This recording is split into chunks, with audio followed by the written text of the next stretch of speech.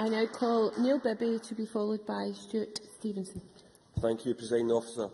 Yesterday's budget was bad news for my constituents. It was bad news because the Scottish Government turned their backs on students and pressed ahead with their £24 million cuts to colleges, a decision cheered and applauded by SNP backbenchers. And it was bad news because the Government's cut to the housing budget comes at a time when a shortage of affordable housing is one of the most urgent issues facing my constituents. Today, there is more bad news. We know the SNP Government is passing the buck and passing on the vast majority of cuts to local authorities. As Sarah Boyack has said, 83% of the cuts were handed down to local government last year. The most painful decisions are being passed on, but the effect in our communities will be the same. Nowhere will the impact on local services be felt more than in my own area of Renfrewshire, an area that the local government minister will know well. Renfrewshire Council will set its budget next week. I know the new Labour administration will make the best use of its limited resources they have available.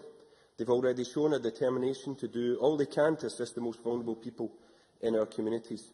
The Council recently announced a number of measures to support local residents in dealing with the impact of welfare reform cuts. The Council is also investing heavily in tackling youth unemployment in Renfrewshire. But the fact is, this work is being completely undermined by a Scottish Government that is not only cutting the local government settlement, but also other financial support. Not only does the Renfrewshire Council need to plug a £16 million shortfall over the next 2 years, but £800,000 of youth employment money that was allocated by the Scottish Government to Renfrewshire last year is not being continued either.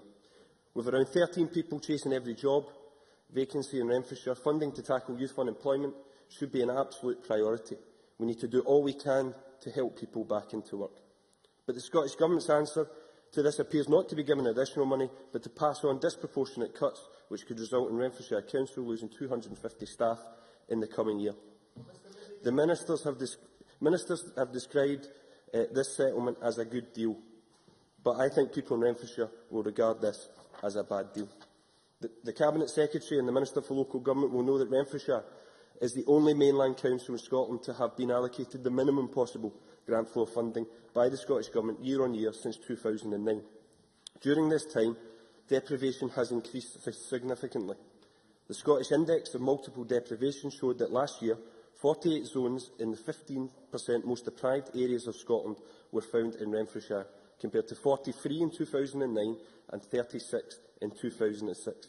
There has also been an increase in terms of the 5% most deprived areas too, and Ferguson and Paisley was judged to be the most deprived area in the whole of Scotland last year. It's no coincidence that the level of deprivation in communities in Renfrewshire is increasing, at the same time as the Scottish Government's financial support is decreasing. In difficult times, support should be provided to those most in need. Why should an area like Renfrewshire, that has above average social and economic need, get below average funding? John Swinney and Derek Mackay can change funding settlements when they want to. They have made extra finances available for other areas, so why not give Renfrewshire a fair deal? Presiding Officer, in the last 2 days we have seen the Scottish Government make damaging decisions that will have a serious impact in many communities across Scotland.